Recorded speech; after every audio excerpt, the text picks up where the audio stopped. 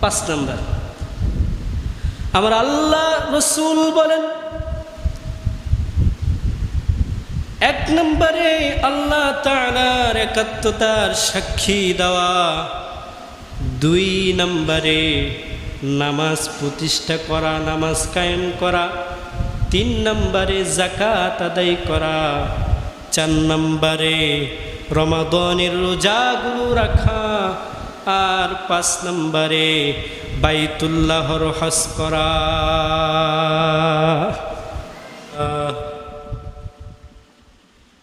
ইন্নাল হামদালিল্লাহি নাহমাদুহু ওয়া নাস্তাঈনুহু ওয়া নাস্তাগফিরুহু ওয়া নু'মিনু বিহি ওয়া নাতাওয়াক্কালু আলাইহি ওয়া নাউযু বিল্লাহি মিন শুরুরি আনফুসিনা ওয়া মিন সাইয়্যাতি আ'মালিনা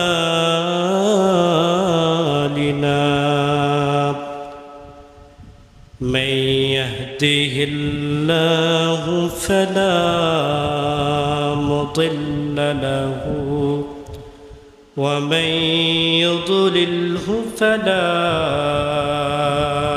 هادي له ونشهد أن محمدا عبده ورسوله الذي أرسله بالحق بشيرا ونظيرا وداعيا إلى الله بإذنه وسراجا منيرا أما بعد فأعوذ بالله من الشيطان الرجيم সকলে জবান খুলে পড়েন বিসমিল্লাহির রহমানির রহিম ওয়ালিল্লাহি আলান নাসি হজ্জিল বাইতি মান ইসতাতাআ ইলাইহি সাবিলা ومن كفر فإن الله غني على العالمين صدق الله العظيم وقال رسول الله صلى الله عليه وسلم يا أيها الناس قد فرض الله عليكم الحج فحجوا بيت الله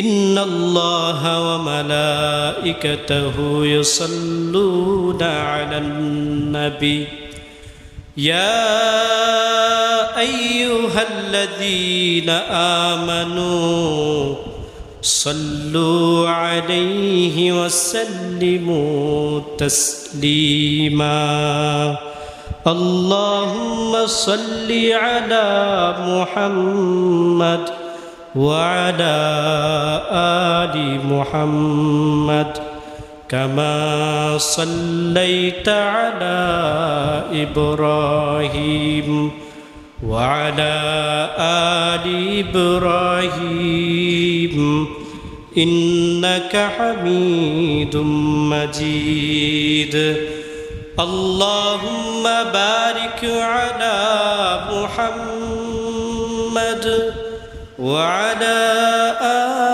آل محمد كما باركت বারাকতা আলা ইব্রাহিম وعلى آل إبراهيم إنك حميد مجيد بلغ العلا بكماله كشف التجى بجماله حسنت جميع خصاله صلوا عليه وآله এর গুরুত্ব সম্পর্কে কোরআন আমাদেরকে কি মেসেজ দেয়, কোরআন আমাদেরকে কি বলে?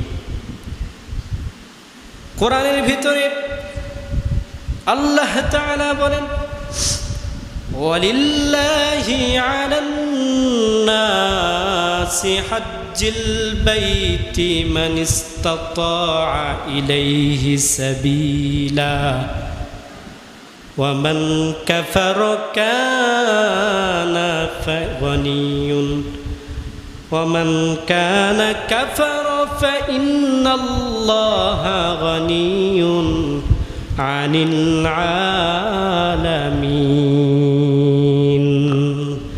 ঘোষণাকার আওয়াজ দিয়ে বলতে হবে ঘোষণাকার। আমার আল্লাহ পাক রব্বুল আলামিন বলেন যার সামর্থ্য আছে তাদের উপর হজকে আমি আবশ্যক করে দিলাম, আর যারা মানে না আর যারা কুফরি করে তারা জেনে রাখুক আমার আল্লাহ সৃষ্টির মুখাপেক্ষী নয় বরং অমুখাপেক্ষী। তুমি যদি হজ না করো আমার আল্লাহর বিন্দু পরিমাণ ক্ষতি হবে না, বরং তোমারই ক্ষতি হবে। ঘোষণা কার? এজন্য আমাদের ভালো মতো বুঝতে হবে। একটা আপনি ঘর তৈরি করবেন, কি তৈরি করবেন বলেন? একটা বাড়ি আপনি তৈরি করবেন। এই বাড়ি যখন তৈরি করবেন তো ইঞ্জিনিয়ার সাহেব বলতেছে যে যদি এই বাড়িটা আপনি তৈরি করতে চান তাহলে 5টা খুঁটি লাগবে। কয়টা খুঁটি লাগবে জোরে বলে? পিলার লাগবে। তো এই পিলারের জন্যে আপনি চিন্তা করতেছেন এই 5টা পিলার লাখ লাখ টাকা, লাখ লাখ টাকা। তো এই 5টা খুঁটি দরকার কি? একটা খুঁটি বাদ দিয়ে দে। বলেন তো এই ঘর কি ঘরের মতো হবে? জোরে বলেন এই ঘর কি ঘরের মতো হবে? তো রাসূল এটাই বলতেছেন ইসলাম একটা ঘর, আর এই ঘরের কয়টা খুঁটি? 5টা খুঁটি। বুনিয়াল ইসলামু আলা খামস শাহাদাতি আল্লাহ ইলাহা ইল্লাল্লাহ ইকামিস সালাহ ওয়া ইতাইজ যাকাহ ওয়া সিয়ামু রমাদান ওয়া বাইতুল হজ ওয়াল হজ বাইতুল্লাহ। 5 নম্বর। আমার আল্লাহ রাসূল বলেন 1 নম্বরে আল্লাহ তাআলার একাত্মতার সাক্ষী দেওয়া, 2 নম্বরে নামাজ প্রতিষ্ঠা করা, নামাজ কায়েম করা, 3 নম্বরে যাকাত আদায় করা, 4 নম্বরে রমাদানের রোজাগুলো রাখা, আর 5 নম্বরে বাইতুল্লাহর হজ করা। এই 5টা খুঁটি ইসলামের। এখন আপনি যদি বলেন হজ করতে তো বহু টাকা লাগে, এখন এই 5 নম্বরটা বাদ দিয়ে দিই, বলেন তো ইসলাম ইসলামের মতো হবে? জোরে বলেন হবে? হবে না। সম্মানিত ভাইয়েরা, যাদের সামর্থ্য আছে তাদের হজ করা আবশ্যক করে দিয়েছেন কে? রাসূল এটাই বলেন ইয়া আইয়ুহান নাস قد فرضكم الله الحج فحجوا بيت الله রাসূল সাল্লাল্লাহু আলাইহি ওয়াসাল্লাম বলেন আল্লাহ তাআলা তোমাদের উপর হজকে ফরজ করে দিয়েছেন, সুতরাং তোমরা হজ আদায় করো। রাসূল বলেন, সম্মানিত মুসল্লিনে কিরাম, শুধু হজ্জের গুরুত্ব আছে তাই না, হজ্জের বহু ফজিলত আছে। রাসূল সাল্লাল্লাহু আলাইহি ওয়াসাল্লাম ফজিলত বর্ণনা করতে গিয়ে বলেন আল হাজ্জু মাবরুরাতুন লাইসা লাহা জাযাউন ইল্লাল জান্নাহ। নবীজি সাল্লাল্লাহু আলাইহি ওয়াসাল্লাম বলেন, যে ব্যক্তি হজ করবে আর এই হজটা যদি কবুল হয়ে যায়, আমার আল্লাহ পাক তার বিনিময়ে জান্নাত দান করবে। সুবহানাল্লাহ, আওয়াজ দিয়ে পড়েন। যদি হজ কবুল হয়ে যায় তাহলে এর বিনিময়ে জান্নাত নিশ্চিত। নবীজি সাল্লাল্লাহু আলাইহি ওয়াসাল্লাম হজ্জের ফজিলত বর্ণনা করতে গিয়ে আরো বলেন মান হজ্জা লিল্লাহি ফালাম ইয়ারফুস ওয়া লাম ইয়াফসুক রাজাআ কায়াউমিন ওয়ালাদাতহু উম্মুহু। সুবহানাল্লাহ বলেন। নবীজি সাল্লাল্লাহু আলাইহি ওয়াসাল্লাম বলেন, যে ব্যক্তি আল্লাহর সন্তুষ্টির জন্য হজ আদায় করবে, আল্লাহ তাআলা তার পিছনের সমস্ত গুনাহ খাতাগুলো মাফ করে দেবে। মায়ের কুলে থাকা শিশুকে আল্লাহ তাআলা যেরকম মাসুম বানায় রাখেন, নিশ্চিন্তা রাখেন, চিন্তা মুক্ত রাখেন, হাজিকে আল্লাহ তাআলা ওই রকম মাসুম বানায় দিবে। আওয়াজ দিয়ে পড়েন সুবহানাল্লাহ। তাহলে ফজিলত আছে না নাই? তো হজ করা নিয়ত করা যায় ইনশাআল্লাহ। হজ করবো তো ইনশাআল্লাহ। নিয়ত করেন, টাকা থাকুক আর না থাকুক, টাকা ব্যবস্থা করার দেওয়ার মালিক কে? আওয়াজ দিয়ে বলেন, মালিক কে? এই ভরসা আপনার রাখতে হবে। আল্লাহ তাআলা কবুল করুক, জোরে বলে না। যাদের সামর্থ্য থাকা অবস্থায় যারা হজ করবে না, আল্লাহ তাআলা রাসূল সাল্লাল্লাহু আলাইহি ওয়াসাল্লাম তাদের সম্পর্কে কি বলেন এটা আমাদের জানা দরকার। ভয়ঙ্কর কথা বলেছেন, ভয়ঙ্কর। কেমন ভয়ঙ্কর? নবীজি সাল্লাল্লাহু আলাইহি ওয়াসাল্লাম বলেন, নবীজি সাল্লাল্লাহু আলাইহি ওয়াসাল্লাম বলেন, যে ব্যক্তি সামর্থ্য থাকা অবস্থায় হজ করলো না, তুমি কসম করে বলতে পারবা সে নাস্তিক অথবা খ্রিস্টান হয়ে মারা গেল। নাউজুবিল্লাহ বলেন। কসম করে যদি বলি আমি, তাহলে এটা মিথ্যা হবে না। কে বলেন? রাসূল সাল্লাল্লাহু আলাইহি ওয়াসাল্লাম বলেন। আল্লাহ তাআলা আমাদেরকে এই গজব থেকে আমাদেরকে রক্ষা করুক, বলে না আমি। সামর্থ্য বলতে কোনটা বুঝিয়েছে? শারীরিক সামর্থ্য থাকা, অর্থনৈতিক সামর্থ্যে থাকা। আমি এখন বৃদ্ধ হয়ে গেছি, সামর্থ্য নাই, হাঁটাচলা করতে পারি না, সেক্ষেত্রে কি আমার উপর হজ ফরজ? না, আপনার উপর ইসলাম এতটা জুলুম আপনার উপর করবে না। সামর্থ্য বলতে টাকা পয়সা থাকা, আপনার চলাফেরার সামর্থ্য থাকা, আপনি সেই পর্যন্ত চাইতে পারবেন কিনা সেই সামর্থ্য থাকা, এই সব মিলিয়ে যদি আপনার সামর্থ্য থাকে আর সামর্থ্য থাকা অবস্থায় যদি আপনি হজ না করতে পারেন, নবীজি বলেন সে নাস্তিক হয়ে খ্রিস্টান হয়ে মারা গেল, নাউজুবিল্লাহ পড়ে। আল্লাহ তাআলা আমাদেরকে রক্ষা করুন, আমিন বলেন, আওয়াজ দিয়া বলেন আমিন। হজ তো বাইতুল্লাহ তো সেই জায়গা, আন-নাযরু ইলাল কাবা ইবাদাহ, যে জায়গা তাকিয়ে থাকলে যিনি আপনার আমল নামায় আমার আমল নামায় সওয়াব যিনি লিখে দিবেন তিনি কে?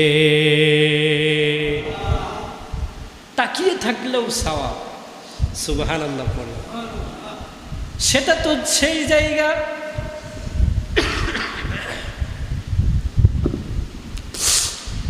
সেটা তো সেই জায়গা যেখানে নবীজি সাল্লাল্লাহু আলাইহি ওয়াসাল্লাম সিজদারত অবস্থায় ছিলেন, আর নবীজির উপর কাফেররা উটের ভুঁড়ি চাপিয়ে দিত, আবার নবীর শ্বাস বন্ধ হয়ে আসতো। নবীজির পক্ষে বলার কেউ ছিল না, নবীজি আমার চোখের পানি পড়তো, নবীজির পক্ষে কেউ বলতো না। নবীজি 1000 বছর নির্যাতিত হয়েছে, সেটা তো সেই জায়গা যেই জায়গা বেলাল রাদিয়াল্লাহু তাআলা আনহু নির্যাতিত হয়েছে, রক্তাক্ত হয়েছে, সেটা তো সেই জায়গা যেই জায়গা হাজারো সাহাবীর রক্ত সেখানে লেগে আছে, সেটা তো সেই জায়গা যেখানে সাহাবাদের রক্ত সেখানে লেগে আছে। একটু কি যাইতে মন চায় না? একটু কি দেখতে মন চায় না? একটু কি নবীজির রওজা মুবারক যে সালাম দিতে মন চায় না? ভাইরা আমার, আল্লাহ তাআলা আমাদেরকে তৌফিক দান করুন, বলেন আমিন। এই যে আমরা সাফা মারওয়া সাই করি, এটা আমাদের জন্য ওয়াজিব, বলেন কি ওয়াজিব? এই সাফা মারওয়ার ঘটনা আপনারা জানেন? জানেন নাকি? তাহলে একটু জেনে নেন। আল্লাহর বান্তি হযরত হাজরা আলাইহিস সালাতু ওয়াস সালাম, হযরত ইব্রাহিম আলাইহিস সালাতু ওয়াস সালাম অল্প কয়টা খাবার অল্প পানি দিয়া যখন হাজরা আলাইহিস সালাতু ওয়াস সালামকে রেখে যাচ্ছিলেন, তখন হযরত হাজরা আলাইহিস সালাতু ওয়াস সালাম, আল্লাহু আমারনি, হ্যাঁ আমাকে নির্দেশ দিয়েছে তোমাকে রেখে দেওয়ার জন্য। হযরত হাজরা আলাইহিস সালাতু ওয়াস সালাম ডাক দিয়ে বললেন, স্বামী স্ত্রীকে রেখে যেতে পারে, স্বামী স্ত্রীকে ভুলে যেতে পারে, মা সন্তানকে ভুলে যেতে পারে, সন্তান মাকে ভুলে যেতে পারে, কিন্তু আমার আল্লাহ বান্দাকে ভুলবে না। তিনি কে? সে আল্লাহ আমাকে খাওয়াবে, আপনি চলে যান, যেহেতু আল্লাহ আপনার উপর নির্দেশ দিয়েছে। যখন খাবারগুলো শেষ হয়ে যাচ্ছে, পানিগুলো শেষ হয়ে গেছে, শিশু ইসমাইল আলাইহিস সালাতু ওয়াস সালামের চিৎকার, কান্নার আওয়াজ, ক্ষুধার আওয়াজ, হযরত হাজরা আলাইহিস সালাতু ওয়াস সালাম সাফা মারওয়া দৌড়ায়, পানি পানি করে দৌড়ায় দৌড়ায় দৌড়ায়, কিন্তু পানি নাই। এক পর্যায়ে হাজরা আলাইহিস সালাতু ওয়াস সালাম ইসমাইল আলাইহিস সালাতু ওয়াস সালামের পায়ের নিচে তাকিয়ে দেখলেন আমার আল্লাহ পাক অজরছে ইসমাইলের পায়ের পততলে পানির ব্যবস্থা করে দিয়েছেন। অজরছে পানি পড়া শুরু করছে, বরং সুবহানাল্লাহ। এই লিয়ারে আজ পর্যন্ত গবেষণারা, যারা বিজ্ঞান যারা গবেষণা করে, তারা আজ পর্যন্ত এই জমজমের কূপের লিয়ারের শেষ খুঁজে পায় নাই, পড়েন সুবহানাল্লাহ। দিনকে দিন হাজার হাজার লিটার মানুষেরা পানি খাচ্ছে, কিন্তু শেষ হয় না। সুবহানাল্লাহ, সেই নিয়ামত, সেটা সেই জায়গা। একটু নিয়াত করেন, ফজিলত শুনলেন, আল্লাহ পাক আমাদেরকে সেই জায়গায় যাওয়ার তৌফিক দান করেন। বলেন আমিন। বলতে পারেন হুজুর আমার তো টাকা নাই, আপনারা বলছে টাকার চিন্তা করতে। আল্লাহ বলেন ইন্নামাল আমালু বিন্নিয়াত, আপনি নিয়ত করেন, সকল কাজ নিয়তের উপর নির্ভরশীল। আপনি নিয়ত করেন, যিনি কবুল করবেন তিনি কে? আওয়াজ দিয়ে বলেন তিনি কে? আপনার চিন্তা করার লাগবে না, আপনি নিয়ত করেন। আপনি একটা নিয়ত করবেন, একটা নেক আমল করার জন্য একটা নিয়ত করছেন, তা আপনি এই নেক আমলটা করতে পারলেন না, যিনি সওয়াব দিবেন তিনি কে? একটা হলেও সওয়াব পাবেন, হাদিসের ভিতরে আছে। আপনারা জানেন, আপনারা যেহেতু অনেকেই তাবলিগের সাথী ভাই আছে, আপনারা জানেন একটা নেক আমল করবেন, নেক আমলের নিয়ত করবেন, আপনি করতে পারলেন না, কিন্তু আল্লাহ তাআলা সব ঠিকই দিবেন। সুবহানাল্লাহ। এজন্য আমরা নিয়ত করি, যারা হজ্জের জন্য গিয়েছেন তাদের জন্য দোয়া করি, যারা নিয়ত করেন সহজের জন্য বলি। আমার আব্বাজান উনি মক্কা মদিনায় নিয়ে যান মানুষদেরকে, উমরায় নিয়ে যান। যদি নিয়ত করেন তাহলে আমার সাথে যোগাযোগ করতে পারেন, আমার আব্বার সাথে যোগাযোগ করতে পারেন। আশা করি সহজ হবে। নিয়ত করেন, বেশি টাকা না, উমরা করতেও তো বেশি টাকা লাগে না। বড় হজ না করতে পারলেন উমরা করেন, 1.5 লাখ টাকা লাগে উমরা করতে। নিয়ত করি ইনশাল্লাহ। কি বলেন? নিয়ত করে যাবে না ইনশাল্লাহ? তো হাত তুলে করে দেখায় দেন, আয় আল্লাহ তুমি তাকিয়ে দেখো, তোমার বান্দা তোমার ঘরে যাওয়ার জন্যে হাত তুলছে, নিয়ত করছে। আয় আল্লাহ আপনি কবুল করেন, আয় আল্লাহ আপনি কবুল করেন, আয় আল্লাহ আপনি কবুল করেন। বলেন আমিন। ওয়া মা আলাইনা ইল্লাল বালাগ।